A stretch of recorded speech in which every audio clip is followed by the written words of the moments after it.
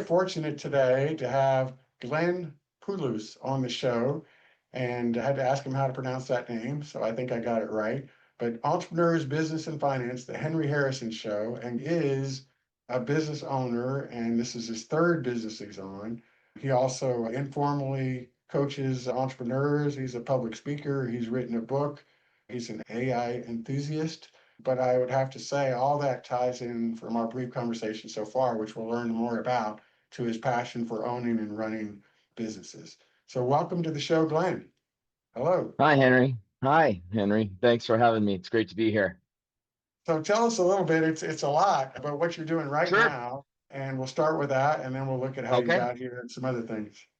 Yeah. So in 2022, I sold a company which I had been running for 15 years, and I stayed on with the private equity people for a period of time. But I saw the way that thing would play out, and the owners sort of scale out of the businesses. So I thought I'm not really ready to go off in the sunset quite yet, and large family, just got to make sure enough is enough, and so I thought, why not do it again, see if I can do it again. So as I was transitioning out of my old business with the private equity, the new owners, I bought a business in a new industry, but in a similar kind of business that would allow me to sort of take what I'd learned in my last two companies and apply them again, but also stay on side for my litany of no competes that I had when I sold the business to the private equity. So I'm running that business now. I changed so in order to stay safe, I changed technologies from telecom to power. I changed customers from telcos to utilities, and I changed countries from the Canada to the US. So I pretty much changed everything just to be on the safe side. But I'm running the same kind of business, distributor of high tech electronic equipment used for testing and measurement of signals and the like. But instead of being in the telecom space, now I'm in the power utility space. Terrific. Okay. And how did you find that business? What was the search like to, hey, I want to go find a business? Obviously, has some criteria, but where do you look? Yeah, I mean, the place you can find, like Biz Buy Sell, is really one of the sort of go-to places for that kind of, and you can sort by distribution companies and medical companies and printing companies. You can sort by any host of types of businesses, and of course, my specialty is wholesale distribution. And that's a good way. It's kind of serendipity the way I came across this one. I had bumped into an old colleague who suggested another colleague was retiring, and the timing was really good, and I got together, and that's how we sort of fell together. And but I did find a lot of very suitable and in using the biz buy sell method, but that's not how I exactly bought this company. So I was referred to it by someone else. And you've got so many companies. I want to make sure I get it right. What is this company? This is Prague USA. So Gap Wireless was the company I sold to private equity, which became NWS. And then I retired after a certain period of time. And then I bought this business in Florida called Prague USA. When did you buy that? So I bought that in January of 2024, and I was still Okay. working in the old company, and the old owner was still running it. And then in January 2025, when I finished at my old business, which had a new name by this time, I had already owned it for a year, but I then joined them full time last January. So I'm coming up on a 1 year in the new company. Sure. Okay. So that's your third company. So take us through a journey of how you became a guy that can write a book, be asked to coach informally, and buy a third company. Where did that all start? Because that's a lot of people's dream, is to do what you've Yeah. done. And people are in the midst of doing it, buying, selling, starting, thinking.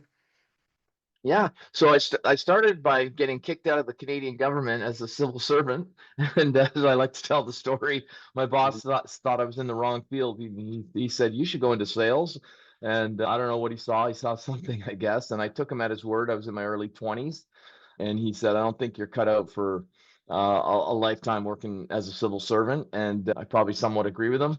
And so I got a job in sales, and it was selling high tech electronic equipment. And I noticed how much control. I call sort of sales kind of a cheat code for increasing your income, because you don't need to have 14 years of medical diplomas to make the money that a surgeon makes.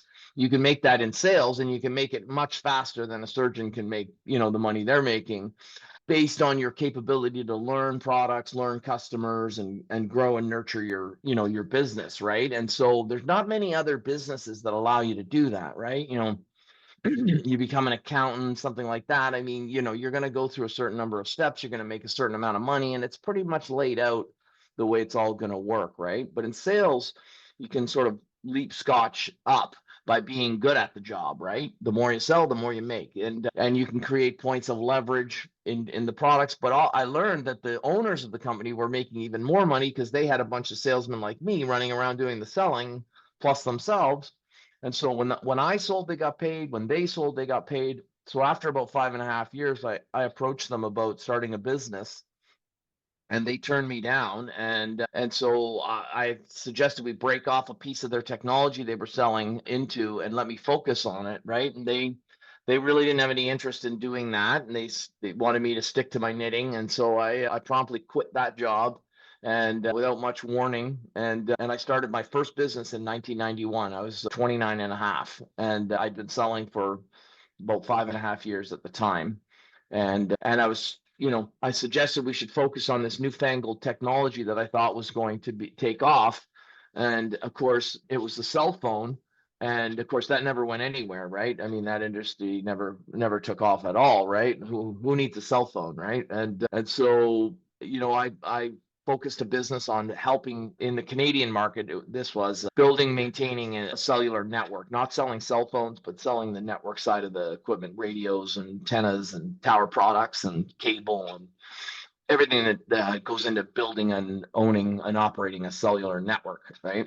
And that was the first business. I sold it, and I've had the freedom to start a second one, and I sort of focused even a little bit more, which became the Gap Wireless in 2007.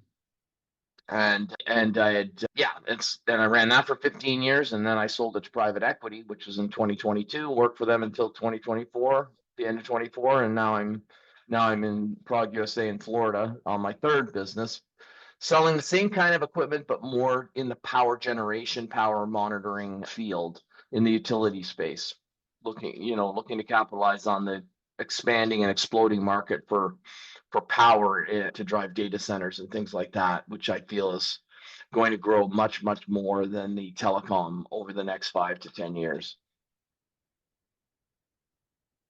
People sometimes give sales a bad rap. My first job was in construction. I became a kind of an assistant construction supervisor, is what they called back in the day for a home builder. And then I went into sales because somewhere along the line, I majored in economics at Emory University, but somewhere along the line, I learned that people have to have things explained properly to them. And people have to find a way to know what you have that is for sale, and then they want to buy it. I think what people too often, although I respect car dealers the old way where no one wants to go buy a car because you got to go in there and haggle with some salesperson who's just trying to get more Yeah, money out of you. So you must be continuing all these years to add value to people when they're selling them, because there's something where people don't want to be sold, but they do want to buy what they want to buy. And so can you talk a little bit about that? Because I know you're proud of what you do. You like to share it to other people, and you're not trying to sell somebody something they don't need or something they want. Just the opposite. You're trying to find what is right for that's them right. Yeah, and what. that's right. Well, my first response whenever people talk about sales is I'm like, well, nobody does anything until something gets sold, right?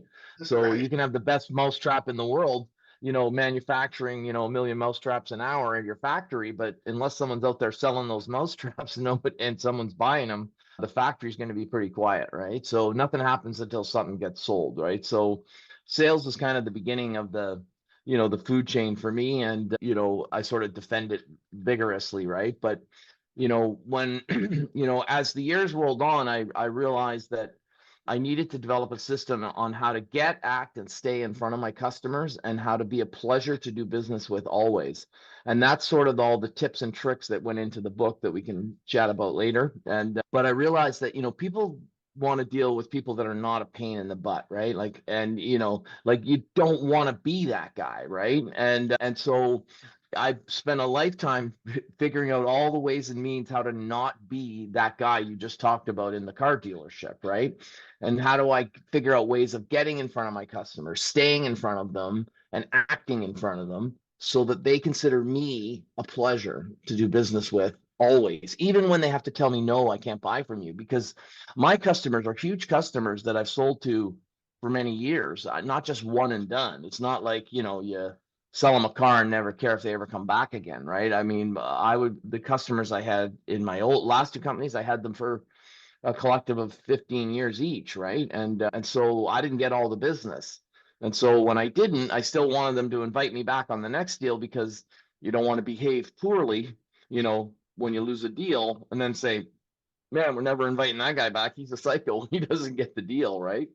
And so you have to learn, how to behave, right? How to build genuine rapport, and how to move things along, how to when to sort of push forward and when to step back, right? And build in systems and processes for yourself that allow you to make sure your time's not being wasted and you're making the right investments at the right time. So that's That's kind of excellent. my I little explained it very well. yeah. I Yeah. mean, if I were going to summarize it, I would say you're thinking about what the customer really wants and their needs first. Because if you Yeah. satisfy their needs, then you're going to have a customer. And if you can't, then Yeah. Usually I want to figure out, like, I always sort of caution like salespeople to take the time to look at how a customer really makes their money, right? Like, what does their business do, and how does the money machine work in their business, right? Because sometimes, and a simple example, like just to show what I mean by that is, like, I say, like, maybe like Xerox photocopiers or whatever, right? Everyone's like, wow, they sell photocopiers and printers, right? And I'm like, well, they lease photocopiers and printers. They're more of a finance company than they are a photocopier company, right? Like, the photocopier is secondary to the way they make their money, which is on long-term financing deals. So they operate more like a bank than they do like a technology company. And so when you're selling to a business, you want to make sure, you don't want to be selling to, a printer maker when you're actually selling to a bank. Like, their money, their needs are different, right? And depending upon what you're selling, software, hardware, solutions, services, whatever, you want to make sure the kind of problems they're going to want to be solving. Then you want to go another step further with them, and you want to say, hey, like, knowing that this is how they make their money, then this is probably the problem that they need to solve of the problems that we solve in our business. And if we solve those problems for them, this is how they would feel. And if I could show them feeling that way, then they would ask me how to buy my product. And that's the key to selling, right? Is figure out what is it they really need to accomplish, and how are they going to feel when it's being done in a way that they've never done it that well before, like producing more widgets, lowering their costs, higher throughput, more customers, less churn, whatever product or service you sell, right? And then show them an example and show them how they're going to feel by implementing your product, service, or solution. And that's really what resonates with them, is how they're going to feel. And it's like why they put it, why they take a guy and they put him in the Corvette and let him take a test drive, because they need him to feel what it's like to drive the Corvette. So they want to, so that it breaks down the barriers to him wanting to buy it. it helps. You mentioned you're such a professional. You're going to have somewhere I saw some listed questions that you'd like to be asked when you go in a podcast here and there. What's a good story about how you helped someone that was in your career, a particular sales story where it was a big home run for everybody, or just a big Uh, business success? Yeah, the okay, and I'm not, yeah, and I might have listed a few examples there. I'm not sure which one you're referring to, but I mean, one of my biggest ones was the greatest story I have is the story of the DeFasco steel mill in Hamilton, Ontario, where I was still learning the ropes, but I was, very good at the products. I knew them really well. Kind of a geeky, kind of a, 20 something kid selling these products, and I knew them well, and I love selling them. And I was out on a call with the president of the company that I worked for at the time, and we were calling on DeFasco in Hamilton. They were putting in a new cold mill, and Toshiba was the manufacturer of the mill equipment. So they were on site with a team, putting in this giant mill. You can imagine what it takes to put in a new steel mill, right? And they were looking at equipment to measure and monitor signals and flow and all the things that would go on in producing steel, which I knew nothing about. I only knew how to measure signals. I didn't know anything about making steel. And so we showed up, as a general sales call. We realized that these guys were going to be buying a huge quantity of equipment for this mill. and none of it was ours, and none of it was the way we were doing it. They were doing it the old way with a bunch of analog meters and measurement systems. Think about it. I was offering a digital system, with displays and numbers and what have you, and they were looking at dials and knobs and, and pens and red ink, scrolling down a paper tape, right? They were still literally looking at analog strip chart solutions and things like that, right?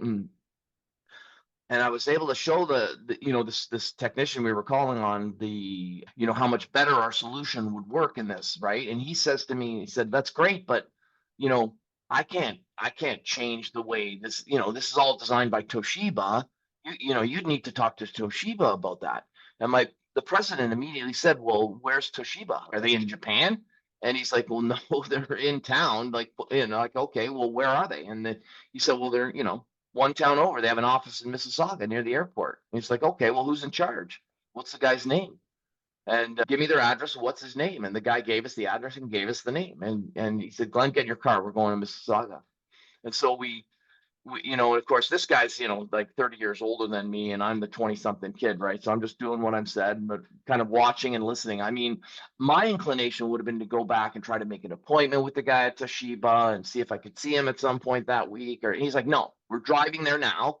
We're going to bang on the door," right? So we drive to Toshiba, bang on the door, and lo and behold, the guy's there, and we talk to him. And we, of course, just to make a long story a little shorter, right? Like, we showed him the tech, and he agreed. "Yeah, this is very cool." He said, "But you sell electrical stuff, and all the electrical stuff for the cold mill is designed in and sold and serviced and delivered by Gullivan International, one of the world's largest electrical distributors. And anything that's electrical plugs in or has a signal running through it has to be delivered, supplied, tested, and furnished by Gullivan." And he's like, "Okay, where are they? Who's in charge and what's their address?" And lo and behold, we got the name and number of a guy over near the airport. He said, "Glenn, get in your car. We're going to see the guys at Gullivan."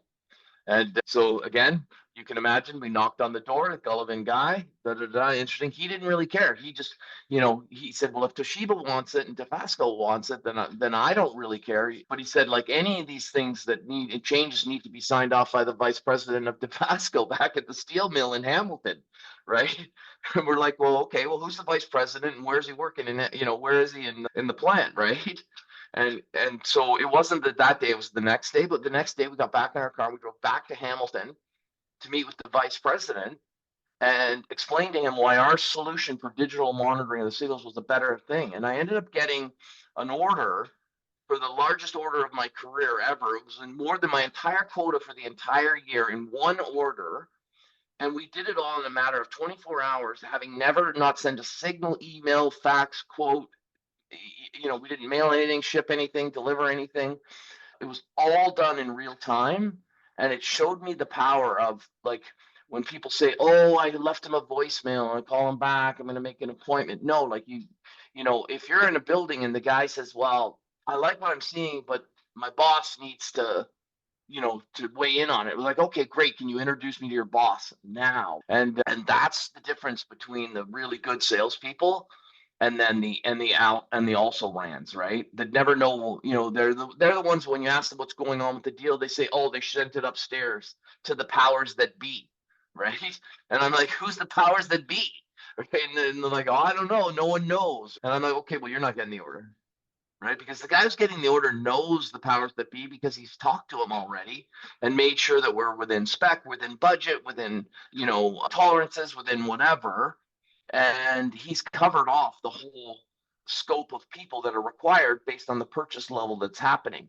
If it's a $5,000 item, it might only be one or two guys. But if it's a $500,000 purchase, the CEO is probably signing off on it. Right. And so you need to figure all that out up front and make sure, you need to start and sort of finish at the highest possible level relative to the size of the deal that you're selling. In other words, you don't want to take a $500, printer, for instance, to the CEO and say, "Oh, I want to get your impression on this." But if it's a $500,000 50-ton stamping machine for an auto plant, you can bet that the top guys in the plant are signing off on that equipment. So you want to start with those guys and get them to push you down, so that you can always go back and check in on where you sit in the food chain of the deal. Are you winning, losing, what's required to make this deal happen. Because a lot of times they'll tell you, hey, you're not getting the order because we don't like your product, we don't like your company, or we have a contract with a different company, or we're doing it through this financing and they'll only deal with X, Y, and you don't qualify and you're not this. And you're like, oh, that's not fair. And it's like, too bad. Like, those are all the reasons why you often lose and never know. But if you're talking to the big guys, they just tell you up front, like, you need a license, or you need this, or you need that, and you don't have this. And you can, but you're not going to get that from the guy on the shop floor. He's going to say, oh, whatever the powers that be say, it's beyond my pay grade. That was a good story and a lot of lessons there. What's another story, maybe a difficult time that you had that you overcome? Because anybody that's accomplished something has had a near failure or Okay, I a got a good impactful one. time or yeah. So my first business that was, targeting the cellular industry, right? The cellular network industry. I sold it after 15 years, and it was a life-changing amount of money. I sold it to a public company, and I got millions of dollars worth of shares in their public company. This was a household name in Canada. Anyone would have known them. And just to make a long story short, I didn't do any due diligence on them because I I knew who they were, right? They sold cell phones. They're in the malls. I knew exactly who they were. I knew the president, the CEO guy was sort of like, infamous in some ways for his, crazy business shenanigans and whatever that he'd done and deals he's done. And he'd been around a long time. And they offered, millions of dollars in shares, but no cash for the deal, very little cash. And what I didn't realize was that their business, they had tentacles out into all sorts of areas that was draining cash from their corporate pools, you know, faster than you can imagine. And they saw how much cash our business was throwing off, and they saw that this could be a part solution to some of their problems. And they ended up buying our business for stock. I became an insider, couldn't sell my stock. And within 18 months, they'd bankrupted both my company and their company. And all of us lost our jobs. And I ended up having given them a company I'd spent 15 years building for free, and I got nothing. And I was 40 something years old with kids and, and what have you. And of course, I had nothing left. I went from multimillionaire on paper to broke ass, right? In one fell swoop. I had no idea that it was coming. I wasn't at the C-suite. I work in the operating division, but they ended up putting our company into receivership, and then they went into receivership and bankruptcy, and the shares became worthless. And I didn't get a penny out of it, which is why I started Gap Wireless, and because I needed a job. And for me, it was easier to start a new company than it was to apply for a job. And people are like, well, how in the world did you bounce back from it? And I'm like, well, I didn't have time to bounce back. I just had to like go and get a job, like and so I didn't have time to like fret and moan and and cry over it. And there are people like, well, I never could have done that. And and other people struggled. There were two other partners that struggled with the way it had gone down. And but I basically, within days, I had already taken money out of my retirement savings and had started the funding for Gap Wireless, which grew from $1 million in sales its first year to 84 million the year I sold it. And so, out of the ashes, right? But, you know, here I was, I thought I was this multi-millionaire in the early 2000s, and I was broke and I had nothing actually. And the worst part was that, when people said, well, you gave away your company, and I did. So when I sold Gap Wireless, I sold it for cash, of course, right? I didn't take any shares, right? So yeah. Wow. Well, congratulations. Yeah, you have a can do, go get it, get up in the morning, put your pants on attitude. It's nice to see. It's inspiring. What clients do you have now? Are the So the customers we deal with now are mainly with what are called IOUs, investor-owned utilities, are our biggest customers. But it's wherever you're driving down the road and you see a giant power plant with all the transformers and all those little round things and things shooting out of them, and the green things and whatever. They're basically circuit breakers and transformers and battery banks and insulators, and we sell equipment to test all that stuff. So that's called the substation, where you see all that stuff coming down into these fenced in pens and things. And so any utility that's generating or distributing electricity, is our customer. And but it's the big ones, like Duke Energy and Florida Light and Pacific Gas. These are our biggest customers, and they buy equipment to test the transformers, the breakers, the battery banks. They test for, and there's, we sell thermal cameras and other kinds of camera products for analyzing any problems with the lines and things like that. And so, yeah, that's what I'm doing now. That's pretty cool. And those are big customers. I imagine they're going to be needing what you sell for a long, long time. My dad retired at 79 for health reasons, didn't want to, and went on to live happily for significant time afterwards, but he enjoyed his work. I can see you're passionate, you enjoy your work, and you like adding Yeah. value, creating, making money, all those things for your family. How long, what's it look like ahead now? Just gonna keep going and growing for another $84 million Yeah. a year revenue business, Yeah. or I don't know if I'll get that long. That took, 15 years to get to. And I mean, I'm 63, so I'm not sure I'll quite get to the math. I don't know if it'll work out, right? But, I'd like to see where I can get this. This company I bought by myself, though. The last company I had a partner. The one before I had two partners. So this one is also sort of a personal goal to see what I can do in, over the next 3 to 5 years by myself.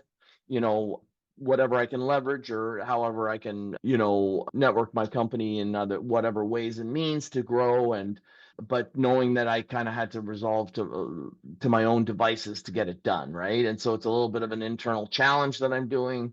But I'd probably like to quiet down in 3 to 5 years, economy depending. Like right now the economy is kind of weird and wonky, but I do believe that the power grid will be receiving a significant amount of funding and optimization in the coming years to feed all the data centers that are exploding because of AI.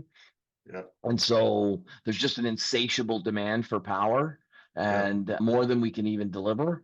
And so, my little piece of where I'm involved, I think should benefit. And yeah, but I don't think I'll do it again for like a fourth time, if I sold it in a few years, I'd probably then okay, I'll maybe try to quiet down a little bit and just relax and, And in your last go. company and this company, do you have a lot of big staff, or is it? The last company, Gap, we grew to 80 people, but in 2019 we had another like near death experience.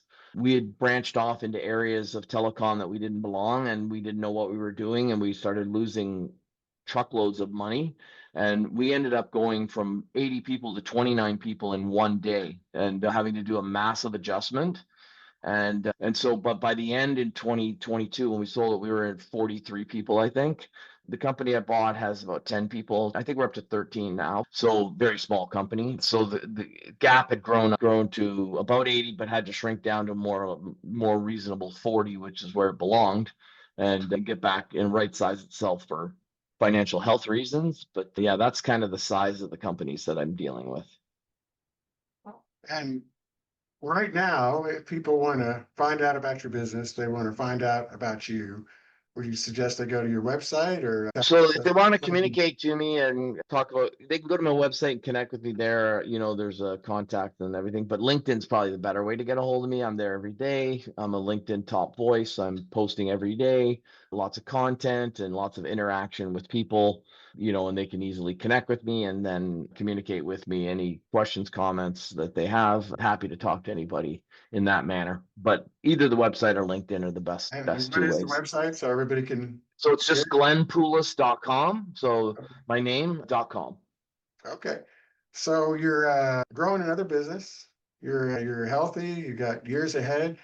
When you were a little kid, I'm just wondering if you ever thought you would own or start businesses because going to work for the government, as you said, is not the, oh, I mean, maybe it is in some cases, but a lot of people, that's not the path to. Right. And a lot of my government, I grew up in Washington, D.C., a lot of my family was career government. So, and they had great contributions. So I love people that work at the government. I have a special passion, obviously, with this podcast, Entrepreneurs, Business, and Finance. Yeah. I like entrepreneurs and business owners because they create jobs and do a lot of good. But when you were a kid, was there anything that you can look back to and think, man, I thank goodness that boss told me, but I didn't know myself, or I dreamed of doing it but didn't because I got this job, or how did that go? So yeah, so funny. I was actually raised in a motel. So my parents owned a motel in Niagara Falls, and I grew up servicing customers, cleaning rooms, cutting the grass, vacuuming the pool. was a motel on Lundy's Lane in Niagara Falls, Ontario, Canada, and it was very busy and very interesting and colorful childhood. And I got to interact with customers from a very young age. I got started getting paid by the hour when I was 8 or 9, and so I was always working. But honestly, and some people sort of look at me sideways when I say this, but I've always had this like incredible fear of poverty that drives me forward to earn money at all. Like I just can't sit still, right? And people are like, why? And I'm like, because I'm afraid of being poor. Like I don't, like, and so that's why I started a business so quickly after losing the one before, right? I didn't have time to cry in my milk. I had to like, and it's out of sheer and utter fear, right? And so I had always been chasing opportunities to make money as a kid. I always had a job, and the government was a very lucrative position coming out of electronics school.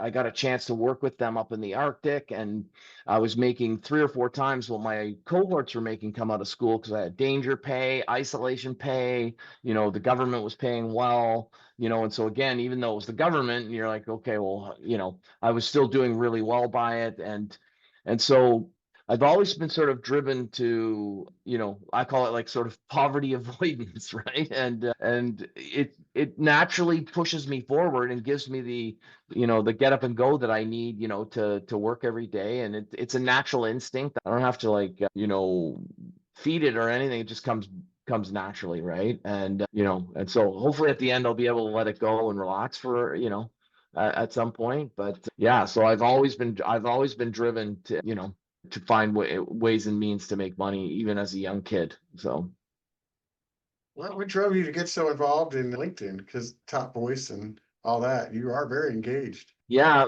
well, just one, I wrote this book, Never Sit in the Lobby, 57 tips on how to build a career in sales. And I do it to sort of just keep the buzz going around they call it thought leadership and what have you, around the messages that I have and the stories that I like to tell, and sort of use it to share podcasts that I'm on or stories from the book, or other stories that are relevant, just to try to keep the dialogue going, because otherwise it kind of, you write a book, you publish it, and you go off in the sunset with 80 million other books, right? And so just to keep the whole dialogue going, which is why I find LinkedIn to be the best place for that. And there's a lot of good conversations that get going, but it's also challenging and hard work now too. Like, it's not saying it was easier before, but I mean, but now it's kind of it's tough to get through the noise, and we've all seen how social media is evolving, and so many ads and sponsored content and stuff like that. You really need to work to figure out how to message it so that it gets put out on the algorithm and customers can read it, right? Right, right. Well, I Yeah. think you did have an entrepreneurial background with parents being business owners. That gave you some comfort or orientation to how that goes, and also the stress of what that means, because the paycheck doesn't just come No. Yeah. unless the hotel performs. Just circle back on that. I usually ask people this because it's just a part of everyday consideration now, and you actually have listed on your LinkedIn profile, but AI and growth expert. A Yeah, little so bit I use thoughts I on use AI. AI everywhere I possibly can.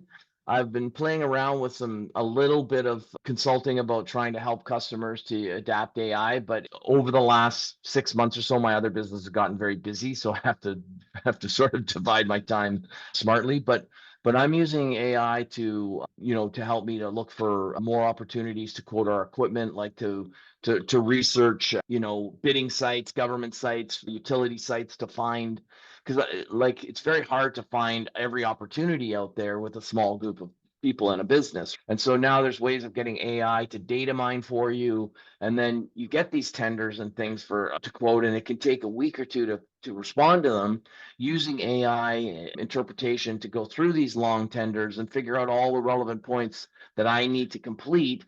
And then using my past sort of submissions and offers that I've done, pull from that to help me to do a lot of the legwork that you used to have to do manually, and also coming up with marketing ideas, coming up with, text campaigns and things, to share with customers.